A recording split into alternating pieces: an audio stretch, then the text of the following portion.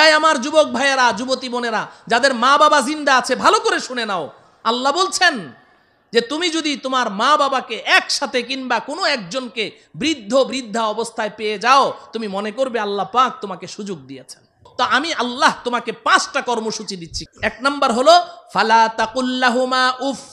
তুমি তোমার মা বাবার সামনে এমন কোনো কথা বলতে পারবে না, এমন কোনো কাজ করতে পারবে না যে তোমার কথায় কাজে কষ্ট পেয়ে তোমার মা কিংবা তোমার বাবা বলবে উফ। 2 নাম্বার ওয়ালা তানহারহুমা। বাবা মাকে ধমক দিয়ে কথা বলিস না, ঝাড়ি মেরে কথা বলিস না। 3 নম্বর কর্মসূচি ওয়াকুল্লাহুমা কওলান কারীমা। মা বাবার সাথে নরম স্বরে, আদরের স্বরে কথা বলো, আদর করে করে মা বাবার সাথে কথা বলো। 4 নম্বর কর্মসূচি আল্লাহ দিচ্ছেন ওয়াখফিদ লাহুমা জানাহাজ যুল্লি মিনার রাহমা। এই যুবক, মা বাবার সামনে তোমার বিনয়ের 2টো ডানা বিছিয়ে দাও।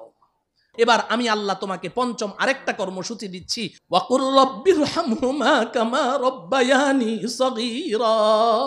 সারাটা জীবন যতদিন জিন্দা থাকো, আমি আল্লাহর কাছে হাত দুটো তুলে চোখের পানি ছেড়ে বলতে থাকো, আল্লাহ গো, আপনি যেভাবে বলেছেন চেষ্টা তো করেছি, কিন্তু মা বাবার হক তো আদায় করতে পারি নাই, আপনি তো নিয়ে গেলেন। আল্লাহ গো, আমি যখন দুগ্ধপুষ্য শিশু ছিলাম তখন আমার মা আমাকে যেভাবে আদর আহ্লাদ করে লালন পালন করেছেন, আমার বাবা যেভাবে আমাকে আদর সোহাগ করে লালন পালন করেছেন, আল্লাহ গো, এখন তো আমার আব্বা আম্মা আপনার কাছে, আপনিও আমার আব্বা আম্মাকে ওইভাবে আদর সোহাগ করে লালন পালন করেন।